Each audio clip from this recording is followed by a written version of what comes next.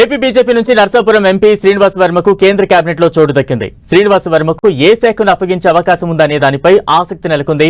BJP తరపున పురంధరేశ్వరి పేరును కూడా హైకమాండ్ పరిశీలిస్తోంది. పురంధరేశ్వరిని లోక్సభ స్పీకర్ గా ఎంపిక చేస్తారనే ప్రచారం జరుగుతోంది.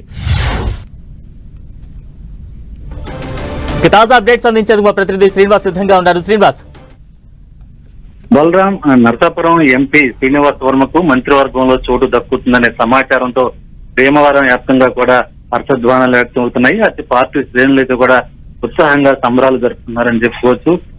భీమవరం డిఎన్ఆర్ కళాశాల విద్యార్థి నాయకుడిగా ప్రస్తావన ప్రారంభించిన శ్రీనివాస్ వర్మ నేడు కేంద్ర కేబినెట్ మంత్రిగా ఎదగడంతో వాళ్ళంతా కూడా సంతోషం వ్యక్తం చేస్తున్నారు. 1991లో బీజేవైఎం ఉమ్మడి పశ్చిమ గోదావరి జిల్లా అధ్యక్షుడిగా ఆయన పనిచేయడం జరిగింది. అప్పటి నుంచి కూడా భీమవరం టౌన్ కి అధ్యక్షుడిగా, అలాగే పశ్చిమ గోదావరి జిల్లా పార్టీ కార్యదర్శిగా ఇలా దాదాపు 34 సంవత్సరాల నుంచి భారతీయ జనతా పార్టీలను కొనసాగుతూ వివిధ దశల్లో రాష్ట్ర వ్యాప్తంగా కూడా అనేక పదవులు ఆయన అవలంబించడం జరిగింది. గత ఎంపీగా పోటీ చేసే సమయానికి కూడా ఆయన రాష్ట్ర కార్యదర్శి పదవి హోదాలో కూడా పార్టీకి సేవలు అందిస్తున్నారు. ఇతర పార్టీల నుంచి ఆయనకి ఆఫర్లు వచ్చినప్పటికీ కూడా ఆయన పార్టీ వీడి ఎక్కడికి వెళ్ళలేదు. అటు కేంద్ర మంత్రులుగా పనిచేసిన కృష్ణరాజు గాని, అలాగే తర్వాత గత 2014లో నర్సాపురం ఎంపీగా గెలుపొందిన గోకరాజు గంగరాజు గెలుపు విషయంలో కూడా శ్రీనివాస్ వర్మ కీలక పాత్ర పోషించారని చెప్పుకోవచ్చు. ఆ నేపథ్యంలోనే శ్రీనివాస్ వర్మకు నేడు పార్టీ తరఫున టికెట్ రావడం, ఆయన 2,76,000 ఓట్ల పైగా గెలుపొందడంతో వాళ్ళంతా కూడా భీమవరం వ్యాప్తంగా కూడా అంటే పశ్చిమ గోదావరి జిల్లా వ్యాప్తంగా కూడా హర్షాతిరేకాలు వ్యక్తమయ్యాయి.